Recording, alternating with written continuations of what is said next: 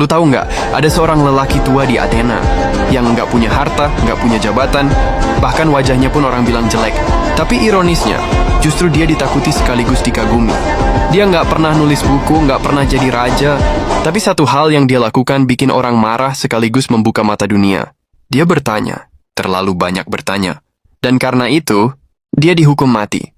Namanya adalah Socrates. Socrates lahir sekitar tahun 470 sebelum Masehi di kota Athena. Waktu itu, Athena lagi jadi pusat dunia.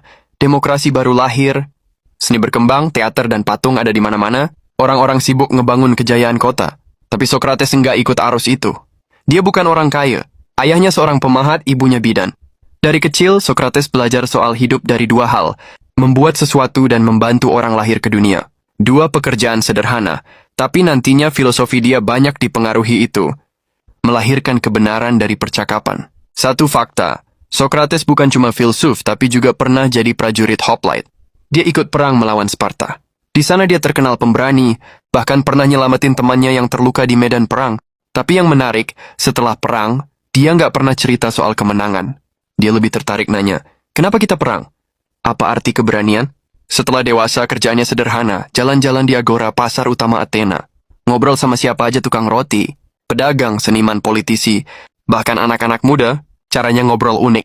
Dia nggak ngasih ceramah panjang, dia cuma nanya, apa itu adil? Apa itu kebaikan? Apa itu keindahan? Awalnya kedengaran gampang, tapi makin ditanya, makin rumit.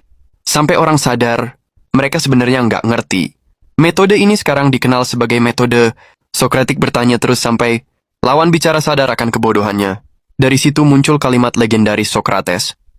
Yang aku tahu hanyalah bahwa aku tidak tahu apa-apa.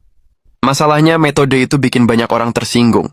Politisi jadi malu di depan umum. Seniman yang ngerasa jenius ternyata nggak bisa jawab pertanyaan sederhana.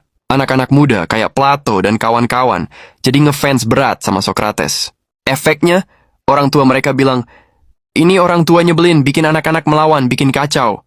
Socrates dianggap merusak moral pemuda. Tahun 399 sebelum Masehi, Socrates dipanggil ke pengadilan. Tuduhannya 3. 1. Merusak pikiran anak muda. 2. Tidak menghormati dewa-dewa kota. 3. Membawa dewa-dewa baru. Jumlah juri? 501 orang. Demokrasi Athena memutuskan hidup mati seseorang lewat suara mayoritas. Socrates bisa aja pura-pura nyesel, bisa kabur, atau bisa diem. Tapi dia malah bilang, kalau aku dibebaskan dengan syarat berhenti bertanya, aku lebih pilih mati. Karena hidup tanpa mencari kebenaran, bukan hidup yang layak. Itu bikin banyak juri makin marah. Hasilnya, Socrates divonis mati dengan cara minum racun hemlock.